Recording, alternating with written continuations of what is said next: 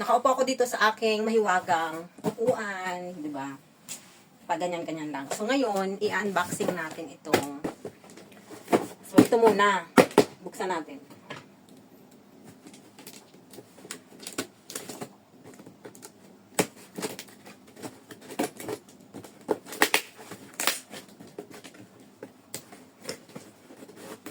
Shopping pa more.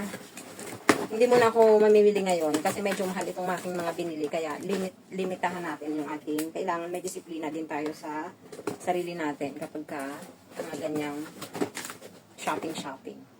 Oh, ito yun oh.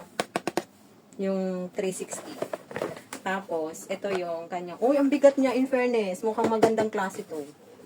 Ganda oh. Mukhang magandang klase. Ang ganda niya, oh. Tapos, may kasama siyang remote. Tapos, ito, pwedeng ilagay. Mukhang maganda siyang klase. Maganda. Ang bigat. May kasama siyang, kasi chargeable to. At saka yung kanyang manual. Ang ganda ng box pati, ang kapal. Ooh, ang ganda! In fairness. Ang ganda. Ang ganda. Ang kapal. Kaya lang, paano ba to? Yun lang, hindi tayo marunong. Ignorante. Oh, 4-leg na siya. Tapos, medyo, okay na. Ang tibay niya. Kasi meron ako, kaya lang, ang bilis niyang matumba. Kaya minsan, nagugulat ako na akala ko ay matutumba na yung aking cellphone.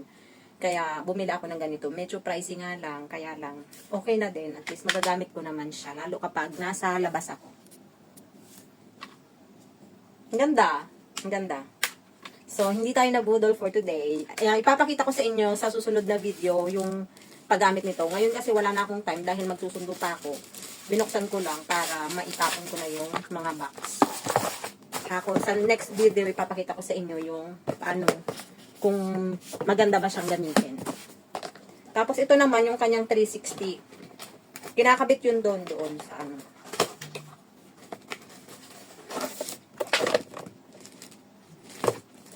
May kasama din siyang cord kasi chargeable din siya. Oh, ito siya. Alam mo, ito kasi yung pagka inopen mo daw to, tapos kahit saan ka magpunta, ay umiikot siya, para siyang CCTV. Umiikot siya, tapos susundan ka niya. So, hindi mo na kailangan ng taga-video. Kayang-kaya mo nang gawin ng kahit mag-isa ka, basta may ganito. Kaya kahit mahal, ay binili ko na. Pwede siyang ikabit doon at pwede rin siyang solo lang. Ganyan. May kasama din siyang manual. So, ipapakita ko din sa inyo kung paano ito mag-work. Pero, next time na nga lang dahil wala tayong time for today's video. So, balik na lang muna natin siya sa box. Pero, makapal siya ha, in fairness. Mukhang, quality siya. Quality yung kanyang product. Kasi, makikita mo naman yun sa paano yung texture niya, masasabi mo naman na okay siya. So, hindi tayo nabudol dito sa ating selfie stick. Siguro ito ay mga nagkakahalaga ng, wala pa namang 1,000 kung i-convert. Pero, kung sa Pilipinas mo ito bibilhin, ay medyo mahal na. Pero, dito, ay siguro nabili ko lang ito mga $120. So, 700, maybe mga 800. Ganun. 800 to 900. Dalawa na sila. So, hindi ako nabudol. Ang ganda, in fairness.